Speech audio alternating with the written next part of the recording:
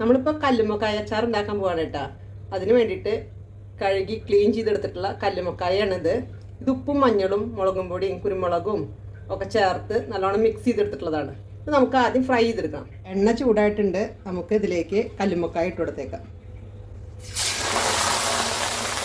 ഇത് മൊരിഞ്ഞ് വന്നിട്ടുണ്ട്. ഇത് നമുക്ക് കോരിയെടുത്തേക്കാം. നമുക്ക് കുറച്ച് നല്ലെണ്ണ ഒഴിച്ച് വെക്കാട്ടോ. ആദ്യം കല്ലുമ്മക്കായ നമ്മൾ നന്നായി വറുത്ത് വെച്ചിട്ടുണ്ട്. ഇനി നമുക്കിത് വെച്ചിട്ട് അച്ചാറുണ്ടാക്കുകയാണ് ചെയ്യണത്.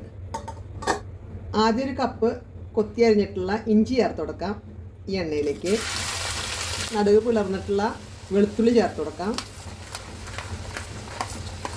ഈ പച്ചമുളക് വട്ടത്തിലരിഞ്ഞ് ചേർത്ത് കൊടുക്കാം. നന്നായി ഇളക്കി കൊടുക്കുക. ഒന്ന് മൂത്ത് വരുമ്പോൾ നമുക്കിതിലേക്ക് പൊടികൾ ചേർത്ത് കൊടുക്കാം.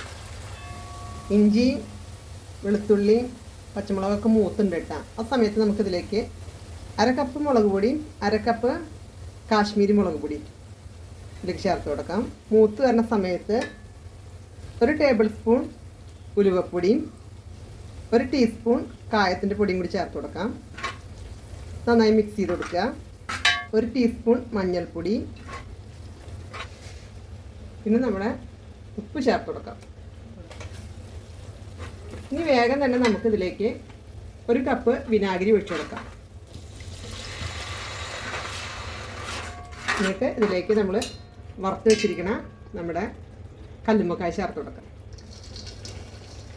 ഇനി ഗ്രേവി വേണമെങ്കിൽ നല്ലെണ്ണയും അതേപോലെ വിനാഗിരിയൊക്കെ ചൂടാക്കിയിട്ട് ഇതിലേക്ക് ചേർത്ത് കൊടുക്കാം. അപ്പോൾ നമ്മുടെ അടിപൊളിയായിട്ടുള്ള കല്ലുമ്മക്കായ അച്ചാർ റെഡി ആയിട്ടുണ്ട്.